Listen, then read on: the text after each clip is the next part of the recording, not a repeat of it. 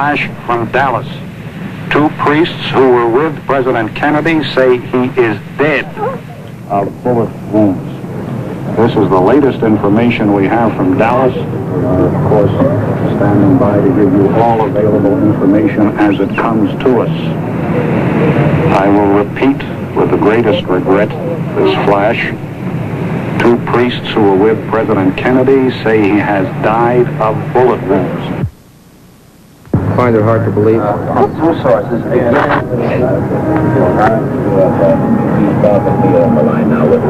go ahead. It's hard to believe it. Hard to believe he's right. The President died approximately 25 minutes. There was a stunned silence and a groping to come to terms with a fact that was almost beyond belief. The face and voice of a young girl summed it up. Bleeding and unconscious. To Parkland Memorial Hospital in Dallas. To the Parkland Memorial Hospital in Dallas. What's your feeling right now? I really couldn't say. Really, right now I just don't know what to do. I don't even know where to go, what to say. Nothing for me to say.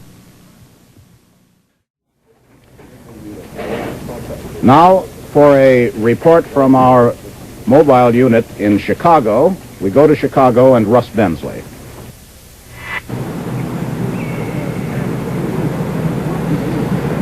The flagstaff tells the story at the corner of State and Madison Streets. Beneath it, the bright lights, the Christmas demonstrations, but they have no joy today. Here in Chicago, the crowds who came downtown to shop are standing around in silence and sorrow in the rain. And the strange thing is, you don't even notice it's raining. And if you do notice, you don't care. Most of those who have talked to us here share the universal feeling of shock. Some have a feeling of anger. And we thought we'd let you hear how they feel. Sir, how did the news of President Kennedy's death affect you? As a man of God, I would say that I felt the impact of the sniper's bullet. I would also say that I felt the pain that the president had in his dying moments. Thank you. You, sir? I'm shocked, very shocked at this. We read about many countries losing their heads of government through assassination, but I never dreamed that it would ever happen to our head of government. I'm very sad indeed. Thank you. How do you feel, sir? It was once said that history repeats itself. Look at Abe Lincoln and John Wilkes Booth. The rain you see here in Chicago is not rain, it's emotion. Sir, how do you feel? Well, I feel shocked. I can hardly express my emotion, and I hope that the country will survive. Ma'am? I can't sit up. Sir? I just couldn't believe it when I heard it. We were in school. All of a sudden we were just told the president was dead. Didn't seem possible. How do you feel now? Like a daze. You don't know what's going on. Why? Why did it happen? Who would have done such a thing is the question. Sir? This is a dark day in the history of America. This man, I think, wanted to save America. He is not dead. His spirit lives. We are sorry, deeply moved over this incident here in America. I'm sorry. I just can't believe it. I feel like someone in my own family is dead. I just can't believe it. Feels like a loss in the own family, and I think it's a great loss to America. I came up the street, and I thought, no, it's not true. We are not without our president. We live in a Christian country. President Kennedy was a Christian. Please God, help his wife, his family, give strength to his mother and his ailing father. We will miss a great friend and a true Christian. We will all miss one of the greatest presidents that ever was. Thank you. I was shocked when I heard it, and Well, they closed the city hall in respect to him. Everyone else is truly sorry it happened. And that's all. Ma'am, how did the news affect you? I was shocked, deeply shocked. We've lost a very good president. He was for the poor people, and that's what we need, a president like that. Those are typical reactions in Chicago, and I imagine they're fairly typical of the reactions across the country. There's several hours now since the news broke, and the mind still reels at accepting the fact. And it will continue to be an incredible tragedy for days to come. This is how Chicago feels. This is how the nation feels. This is Russ Bensley in Chicago. Now back to CBS News in New York. Shortly after the news of the president's death, CBS News correspondent Bernard Eisman went out into the streets of New York, and here is his report. As the news of President Kennedy's death spread through the city, to those who hadn't heard it or had heard only the first fragmentary reports, even this street, which is normally so loud you can't hear yourself talking to another person, acquired a stillness that it's never known. Wherever there was a radio or a television set, people gathered to listen. Can you tell me what your first reaction was, ma'am, when you... Tragedy that ever happened to this country since President Lincoln. How about you, sir? I couldn't believe it, that's all. I just couldn't believe it. And you, sir? What was your... I didn't believe it. I didn't believe it. Who do you think would do something like this? I don't know. I can imagine in a way. I can imagine. How about you, sir? Well, I feel very bad, that's all I can say. Can you imagine who would do something like this, sir? Well, I don't think anybody in their right mind. I think this is a terrible thing for our country, not only for our country, but for the entire world. I mean, after all, one does realize that we are striving for peace at the present time, and a thing like this, well, it's just an utter tragedy. You, sir, do you think that this indicates some sort of an illness in America today? I don't understand so much, sir. Thank you very much. Have you been thinking about what's happened in the last few hours, sir? Yes, I have, and I'm deeply shocked. I'm ashamed this sort of thing can happen in America. And how about you, sir? Have you had what are your first reactions to a tragedy of this sort? My first reaction, sir, is that I hope these Southerners, these radicals, have satisfied they got their pound of flesh, and killing a man as good as that. Are you certain that it is right-wing radicals or people who oppose the president so desperately that they would do something like this, who committed this act? Yes, sir. Could be no one else. Someone who do this must be mentally deranged. No clear-thinking human person would ever think of doing something like that. How about you, sir? What was your first reaction?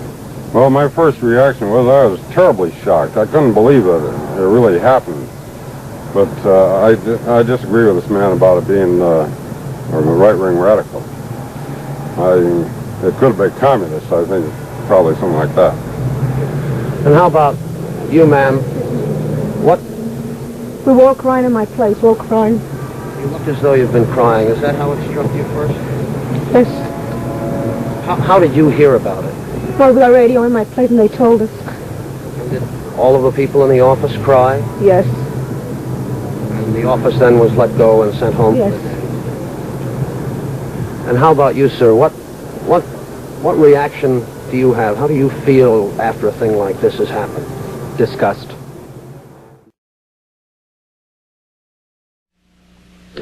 We are now going to go to an NBC mobile unit, which is outside the NBC building here in New York, for pictures and sounds of the reaction of citizens of this city to the loss of their president. We go to NBC reporter Jeff Pond. We're on the street outside the NBC studios in Rockefeller Center. Sir, how did you hear of the president's assassination? Gentleman came into an office in which I was transacting business and mentioned it to us, and at the time I really wasn't able to believe it. I had to hear it myself, and unfortunately I did very shortly afterwards. What is your feeling now? I'm terribly shocked and saddened by it, and I would add angered by it. Why angered? I think it was a horrible, senseless thing, and I hope that the rest of the country feels the same way. Do you think that this assassination somehow reflects a climate of opinion in the country now? I hope that it doesn't reflect a climate of opinion that is very prevalent in the country today. It certainly, obviously reflects an opinion that some people hold. I hope that as an American and the other people as Americans do not generally hold this feeling. You said some people. Who do you mean by that? I don't feel expert enough to express an opinion, but the only evidence that I have as to who these people are these ultra-conservative groups that have been distributing literature and spreading hate in Texas, and who attacked Ambassador Stevenson was about a week ago. A little longer than that. Of course, no one knows that these people are indeed responsible. No, certainly not. Thank you, sir. Ma'am, what was your reaction? I was very shocked and saddened by the president's death. I was getting some eyeglasses fitted when I first heard about it, and then I was riding on the bus when they finally told me he was dead. Do you find it difficult to believe even now? I really do. I really find it difficult to believe now. The president was in Dallas, which is, of course, part of the South. Do you think that somehow his racial policies are in any way connected with this? That's the first thing I thought of when I heard about it, yes. I thought that probably some segregationist crackpot or something, just they had it all planned out, and I really believe that his blood will be on their hands forever, yes. Thank you. How about you, sir? Do you believe it even now? This is the first time in my life I honestly say I'm not proud to be an American. Right now I'm serving in the armed forces and I'm just home on leave, and it's an understatement to say it was a shock. It's first to not believe it, and I have trouble believing it now. I just don't think it reflects the thinking of most people. As was stated before, I think it's a small minority, and it's just an unfortunate day for the United States that this can happen. This is something that you read in history books and just never want to believe that can happen when you're living. Do you think this in some way reflects on the security arrangements that the Secret Service? There are random samplings, what are called man-in-the-street interviews, people here in New York City, their reactions to the loss of the President of the United States, John F. Kennedy, who died approximately an hour and 45 minutes ago in Parkland Hospital in Dallas, Texas, after being fatally wounded by a sniper. This is Ed Hogan of WFAA Television in Dallas, Texas. We are standing on the grounds of Parkland Hospital, where President Kennedy was brought just a few hours ago and has died, as most of you have already know. We want to possibly talk to some of the people here who are standing. What is your name, please? Mrs. Quincy Adams. Mrs. Quincy, are you from Dallas, Ms. Adams? Yes.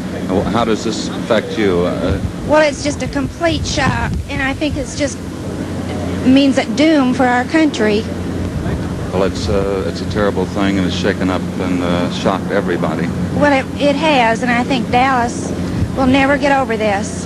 Thank you very much. May I speak with you, please? I'm Ed Hogan of WFAA TV. If you turn around this, what is your name, please? Mrs. Schofield. Mrs. Schofield, how do you feel on this? Pretty terrible about it. We're from Loveland, Colorado. We're just down here for today. Just got down. Oh, you are? I have a daughter bad sick. Here. It's all broke up over a hit-and-run accident the other day. Well, I'm awfully... That's what we're trying to get in now to see her. Well, I'm awfully sorry. I just feel terrible about this. I just think it's one of the most terrible things that's ever happened. It certainly is that, and thank you so much for speaking with us. May I ask your name, please? I see you're wearing a banner, Lanny. Colts. I wonder if you have a football game tonight. Yes, sir. I would imagine. What school do you go to? Cary. To Cary School here in Dallas? Yes, sir. How do you feel? What is your reaction to this terrible thing that has happened to our president? Well, I just can't see why anybody would want to shoot Mr. Kennedy for all the things he's done for us and tried to keep us from getting into war and everything. I see. And who is this with you here? Don Myers. What's your name? Don Myers. Don, how do you feel on this terrible day? I just think it's just a shame because, I mean, I don't know why anybody would want to kill him. Thank you very much for speaking with us. We might get over here. What is your name, please? Gary Verts. Gary Verts? Uh-huh. And Gary, are you from Dallas? Yes, I am. How do you feel? What is your reaction to this terrible thing that has happened? Well, it's a bad thing that's happened. I think it shouldn't have happened here, really, because it's going to give this place a real bad name. Thank you very much. I believe right now this is about all the people that we have here within the proximity of our length of cord on the microphone, but we will repeat. We're standing on the grounds of Parkland Memorial Hospital in Dallas, Texas, where just a few hours ago the President of the United States was brought. His body was brought here after an assassin's bullet, a sniper, took away his life at a very early age of 45 years. So let's try and switch back to Hollywood and Vine and CBS News correspondent Charles Kuralt. Even at this late hour, people are still passing this corner in Hollywood with tears in their eyes. I saw a woman a few minutes ago walking along with a baby in her hands, and she was clutching the baby, and tears just pouring from her eyes, obviously trying to comfort the child in an attempt to comfort herself. What's your name, sir? Ernie Lowenstein. And how did you hear the news of the death of the President? I was delivering cleaning to one of my customers when I heard the television say the President had been shot, and then also heard the maid say, "My God, they just shot the President." What was your own feeling? Well, I felt deeply hurt. That's the only way I could put it. I was not shocked as badly as the maid, but I felt very, very hurt. What's your name? My name is George Kaiser. And where were you when you heard the news? I was in the stock exchange. What happened there? Well, immediately the news came over the ticker tapes at the stock exchange. Everybody was shocked, and the stock exchange immediately closed down, and finally closed down with a loss of 21 points. And what was your own feeling? My own feeling, while I am a Republican, is that it's a shame and a disgrace that anything like that could happen in this country.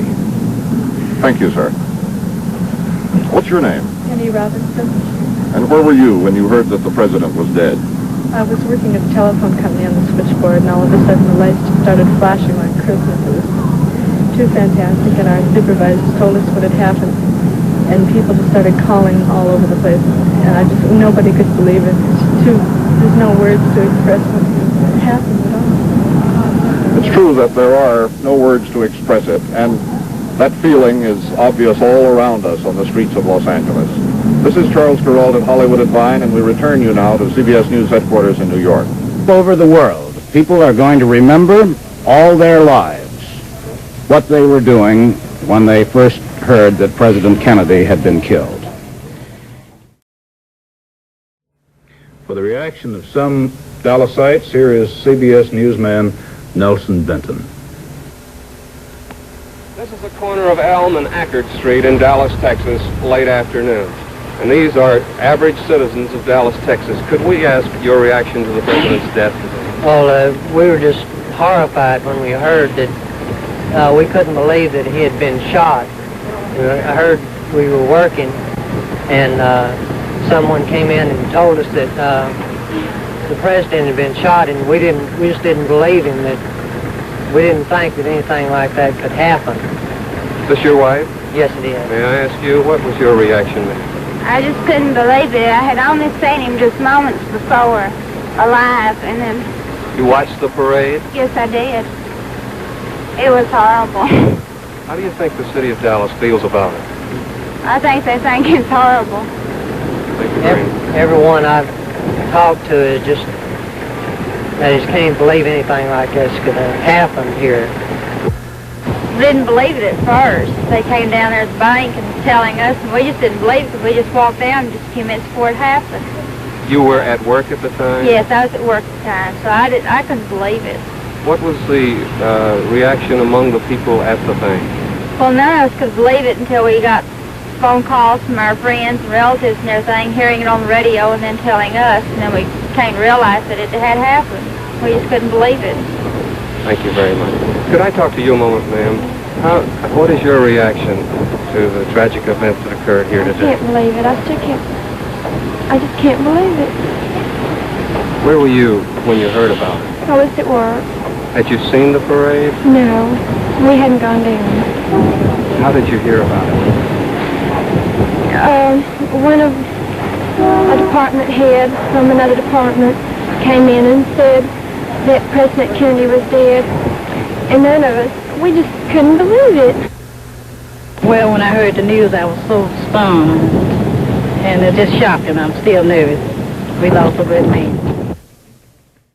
We take you now to the heartland of America and the reaction in Chicago. The scene here on Chicago's State Street this gloomy, rainy afternoon is much the same as in any American city. Groups of people gathered about wherever a television set is displayed. They now know the news. They know the president is dead. They know that Vice President Johnson has become President Johnson. This was always a Kennedy town. Whenever Mr. Kennedy came to Chicago, as he did a few times since entering the White House, he was greeted by huge throngs. People would wait along the lines from O'Hare Airport to the center of the city for hours just to catch a passing glimpse of him. There was never any doubt about how the election would go in 1960. Everybody knew that Chicago was a Kennedy town. And the reaction of the people here today, well, they're just numb. Disbelief, all those trite phrases that come to mind, they apply here. Here's a young man in the crowd who's been standing here watching the ABC report of the sad events. Did you ever see the president? Yes, sir. When? In the political campaign of 1960. I was one of the workers for him. Saw him right before a huge torchlight parade that we had about a month before the election, and he shook my hand and asked me about all I could tell him was my name. He asked me a few questions. I was just kind of in awe of being you're such a great person, and all I remember him saying then was, keep up the good work, and he congratulated not only me, or told not only me to keep up the work, but the whole party system and all the young people in particular. What are your thoughts now, young man, as you know that your president is dead? Well, I feel it's a terrible thing, but it's something we're going to have to live with. And I don't think we should fly off the handle and start blaming groups either to the extreme right or the extreme left. It's something that happened. The killer should be brought to justice, but I don't think it was any particular group. Thank you. Okay. Thank you. Ma'am, what's your reaction now that you know that President Kennedy is dead? I think it's a great loss to the country and the whole world. President Kennedy was a good man. I think it's a great loss. Did you ever see the president when he came here? No, I've never seen the president. But as a mother and as a wife, I can understand the grief of his family and to the world. It's a terrible loss. You're thinking now of Mrs. Kennedy? Yes, I'm thinking of Mrs. Kennedy, his mother and his wife. Yes. Well, that's about it. Here's a little girl. Do you know that the president is dead? Yes. You ever see the president? No, I haven't. You've studied about him in school, though, Yes. haven't you? What are your thoughts, honey?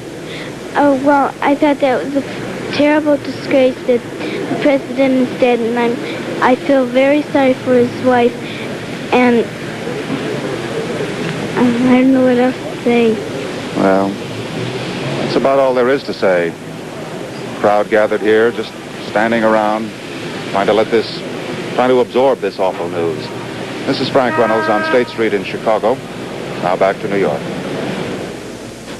That was Frank Reynolds in Chicago.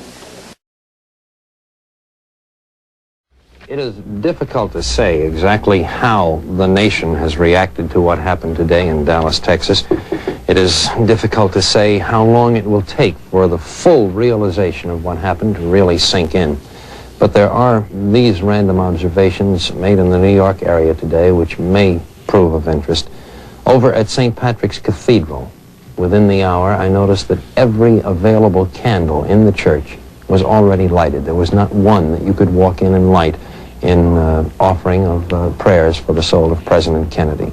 Across the street from the cathedral, one of the Fifth Avenue department stores, had lowered the blinds on every single display window on 50th and 49th Streets and on 5th Avenue, save one.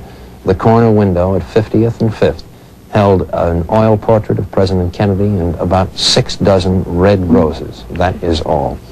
There is this note on how some school children found out about what happened today. High school children in one New Jersey town were told, bluntly, truthfully, exactly what had happened. Grammar school children in the same town were told only something dreadful has happened. Go straight home immediately after school. They did, and told their mother that something dreadful had happened and asked what it was. The mother turned on the radio, and the family found out together exactly what it was and just how dreadful it is. Trying to assess now the impact on citizens in the city of New York of what happened today, and here is a report from NBC's Gabe Pressman. For the first time since the death of Franklin Delano Roosevelt, the lights of Broadway have been blacked out voluntarily. The theaters are closed. The Great White Way is dark. Normally tens of thousands of people are here. On a Friday night tonight, the streets, relatively speaking, are deserted. A large cluster of people around our mobile unit, but the stores are closed. The signs are dark, and here in Times Square, the bustling, exciting atmosphere of a normal weekend night is missing. In the faces of the people and talking to them, you hear again and again the words incredible. I still don't believe it. When I heard the news, I cried, I prayed. The atmosphere is most solemn.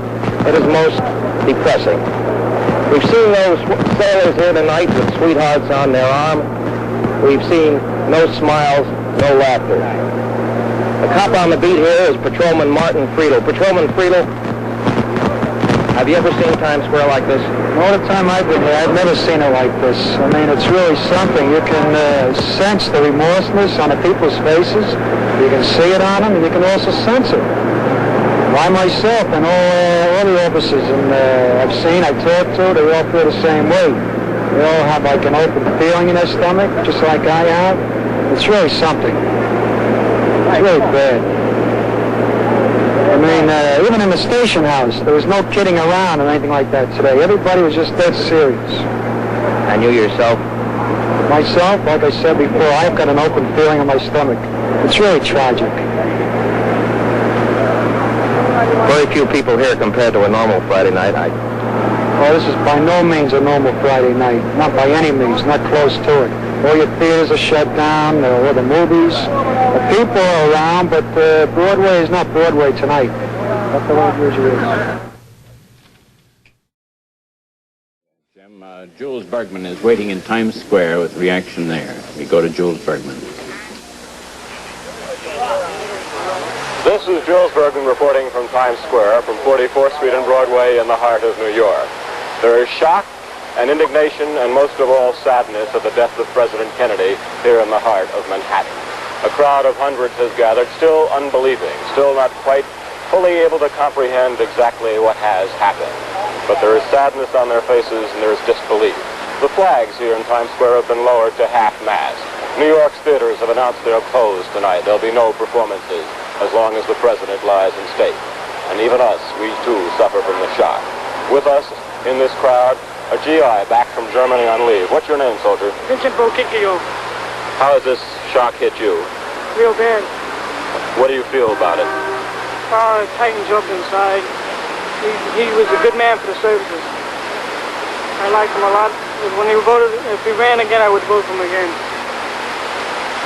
And a lady here waiting this past hour as the crowd has gathered here, listening to headlines, listening to radio news on the story. What is your feeling about it, ma'am? This shock. I was for Kennedy, and I was going to vote for him. And I was for him. And I just can keep from crying. I really like him. Do you believe it has really happened? Well, it was told to me so nonchalantly that I almost fell off my chair at work. It just spread through the office very fast, and they let it down. What about you, sir? What is your reaction? I was quite shocked. I think the world has lost its greatest leader. And I just can't believe that anybody could be as miserable as that to do what they did to our great president. You feel the people will go on, the nation will not lose its impetus? No, we'll just carry right on. We're a great nation. We'll recover. It's a great loss. What about you, son? You've been here, watched this happen. Right now, I'm more concerned about the country and the people and what their reaction is going to be. And I think that each of us are going to have to think about more the responsibility that the President Kennedy used to talk about, so that something like this can't happen together, and that maybe we can hang together now at a time where we're really going to have to be together now when the country needs this responsibility that the President Kennedy has talked about. I think, Go ahead, go right ahead. I think that it's more important now to think about America and about responsibility, about being in the home and comforting those who are close to you, and ringing on your neighbor's bell and comforting your neighbor, and talking to the person next to you, comforting him and having him comfort you, so that if need be, you'll be able to assume and accomplish what you'll have to. In other words, as if you lost a friend or a relative? No, it's as if we've lost someone who has assumed the responsibility that we should have assumed all along, and now we're going to have to pick up where he left off, where he had to leave off. What's your feeling, sir? You've been sitting here. This is the most dastardly act against mankind that I can remember. The assassination of our great president. And so, shock. Here's another man. What is your feeling, sir? My feeling is after 42 years recent retirement from the government in Washington, D.C., although a Republican, I think government workers have lost one of the best friends he has ever had for the benefits of better working conditions for all people. And I sincerely hope that whoever did it, you'll bring him to justice so quickly, because he was a great man, a good man, and he believed, after I have spent 42 years, just recently retired, he was a friend of all people, regardless of race, creed, color, religion, or national origin. And I'm deeply from South Carolina. Thank you. A personal loss is the only way we can describe our feelings, and this crowd of hundreds, this man swarm that is the heart of New York, can describe its feelings. This is Jules Bergman reporting from Times Square. All across the United States, people are still, I think, perhaps responding more with disbelief even yet than any other single emotion to the tragedy which occurred today. This is mingled with shock and anger and a genuine puzzlement that this sort of thing can happen in our country at this late stage in our development. One of the places where we have had cameras brought out and mobile units set up is in San Francisco. So for a sampling of the mood in that West Coast city, we now go to station KRON-TV in San Francisco and Jerry Jensen. The atmosphere of gloom and silent despair which has fallen over every part of the United States today is very clearly in evidence here in San Francisco. And any difference in the reaction of the people here on the West Coast is perhaps due to the difference in time. Because of the time difference, people in San Francisco learned of the tragic assassination of President Kennedy even before noon today, so that they have had one half of a whole working day to contemplate this tragedy. A large crowd is now gathered. I'd like to get some reaction from you people. How do you feel about hearing this news? I still can't believe it. I know it happened, but I still can't believe it. Where were you when you first learned of the death? I work here at the Chronicle. I was at my desk. Sir, what are your feelings? I was shocked and almost beyond belief. I was at work when I first heard of it in Richmond, and knew somebody came into the office and mentioned something about it. It's still too much to believe. I'm very saddened by the horrible thing that happened. It's almost impossible still to comprehend a terrible disaster. Thank you. And you, sir? Well, I think this is something that everyone in the country shares the blame for, and I hope that everyone, especially the Southern white moderates, take every possible step they can to see that it never happens again or anything like it. I hope that the moderates, especially in the South, do everything they can to quell this type of fanaticism and stop it. This is going to destroy the South and perhaps the whole country. Sir? Well, sir, I work for the Chronicle in the printing department as a machinist, and I was very saddened and shocked everybody I worked with was very heartfelt and sad. Mr. Kennedy, who has helped to do so much for our country, uniting for peaceful purposes and banning the bomb and civil actions that Mr. Kennedy was always for, and I feel it's a great loss to the country. Thank you, sir. Perhaps the best reaction is best summed up: a hero is dead, and the people know it. This is Jerry Jensen reporting from San Francisco. And I believe NBC's Bill Ryan has an interesting footnote to this story. Yes, Frank, when you get a story as big as this one, the facilities of all the news gathering organizations are devoted to it, and so you get a tremendous amount of information. Among the items turned up is the fact that it was a $435.71 United States government loan that enabled Lee Harvey Oswald to come back to this country 18 months ago after he'd spent 2.5 years in the Soviet Union. This is the man who was under arrest in Dallas, Texas for the murder of a Dallas policeman today, and who may have been the man who fired the shot that took President Kennedy's life. It is standard procedure for an American citizen when he is in trouble overseas in a foreign country and unable to get home to go to the United States Embassy or consulate and appeal for government funds to get him home. Apparently this is what Oswald did in the Soviet Union 18 months ago. The government gave him $435.71, and that's how he came back here. Our reporter, David Schumacher, was outside the White House and talked to some of those people. Let's look at that film now. Could you tell me what you're thinking as you stand and look at the White House as you have for a long time now? Well, I'm picturing JFK the way he was, and I just can't see him now, not existing anymore.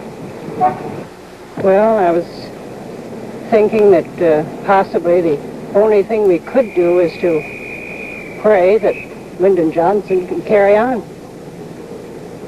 Well, I think this is a tragic day. Yesterday was a tragic day. And I think all are deeply moved by what has happened.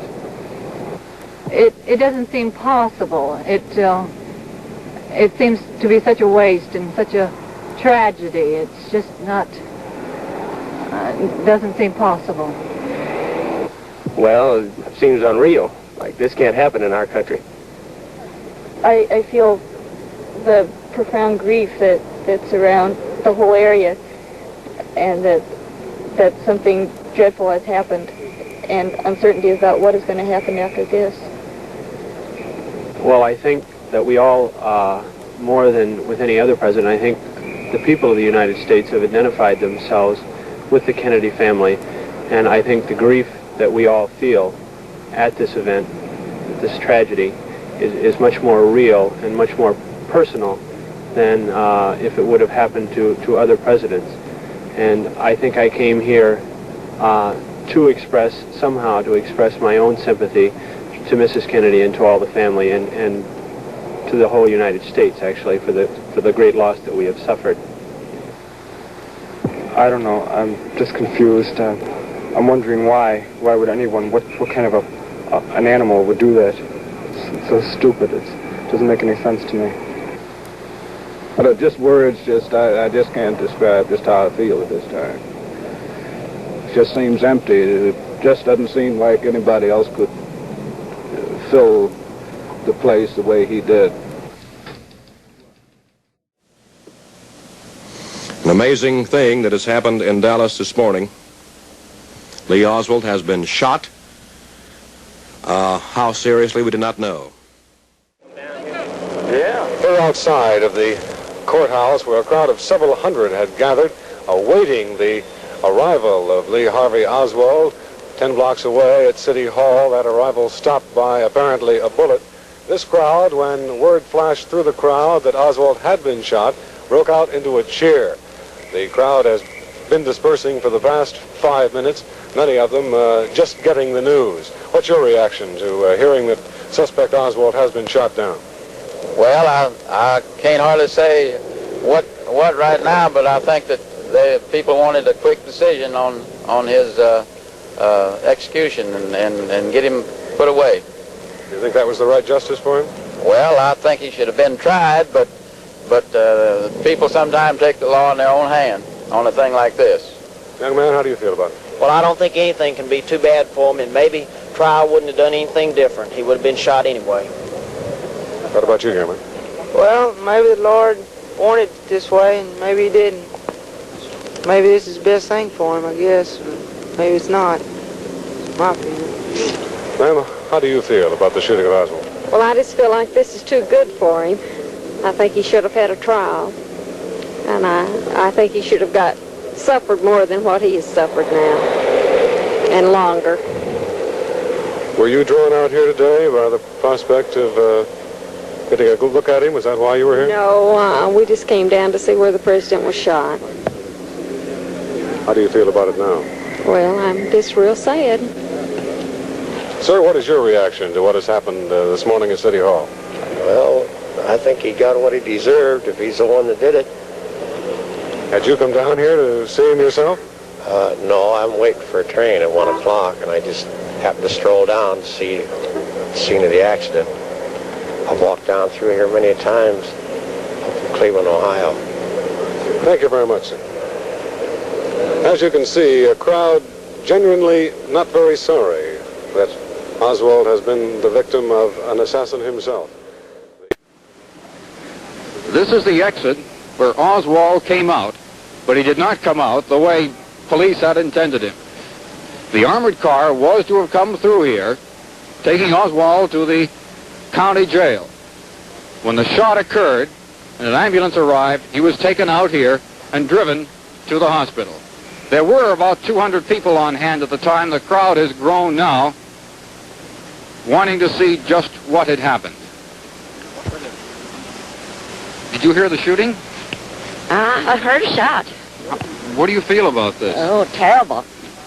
Do you all feel bad about this? Very, very bad. The police wanted to make sure this man got a fair trial. Oh, yeah, I don't know what happened.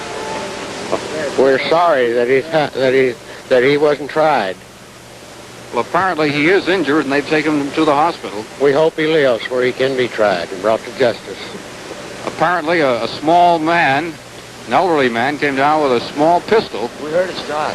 You heard the shot? Yeah, we heard the shot. What happened out here after you heard the shot? Well, we heard the shot, and then they pulled the armored car away. And when they pulled the armored car away, why, everybody started running, and then all of a sudden this ambulance must have gone out another entrance, because we could see it up the street there. And everyone said, well, he must have been shot. And they started running to this building. I'm from out of town. I'm from Ohio. And we started running to this building here. I thought he was coming out this building here. So he has been shot. I just found out. How bad is he injured? This one? Did you hear the shot? Oh, no, sir, I didn't hear. You heard the shot? I sure did, yeah. How do you feel about this? I don't know. I can't tell you. Apparently Oswald was shot. That's the way I understand it, yes. Did anyone else hear the shot? I heard it. I did. I heard it, and I told him, I said, I bet he got shot. And he did. How do you feel about this? I don't know. I hadn't reacted yet. I just don't know. Dr. Tom Shires, Chief of Surgery at Parkland Memorial Hospital and Southwestern Medical School, advises me that Lee Oswald is currently undergoing surgery for a single gunshot wound that entered on his left side and did not exit. The patient is in extremely critical condition. Dr. Shires will make a personal statement when the surgery is completed.